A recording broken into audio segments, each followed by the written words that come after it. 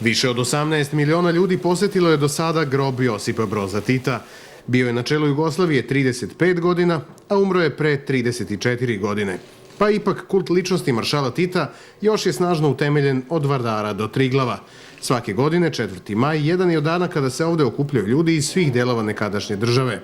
Sećanje na Tita neizbežno je i prisjećanje na mladost i period boljeg života, tvrdi većina. Jako godinu dana rođen posle Titove smrti kao sin majke koja je nosilac partizanskih spomenica i sve to kroz vreme koje je iza.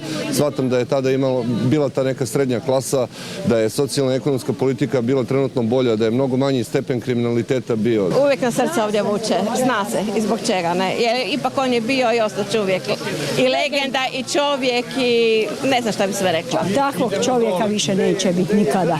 Dok je Tito bio i mi smo bili kako treba, a sad smo jadni, iskreno rečeno. Ni jedna republika sama za sebe nije niko i ništa. Samo zajedno može biti nešto. Prema tome, mlade generacije moraju to shvatiti. Kuću cveća i muzej istorije Jugoslavije godišnje posjeti više od 150.000 ljudi i taj broj je svake godine sve veći. Kuća cveća sagrađena je 1975. godine kao deo Titove rezidencije. Po sopstvenoj želji sahranjen je u njenom centralnom delu, a prošle godine kraj njega je sahranjena i supruga Jovanka Broz.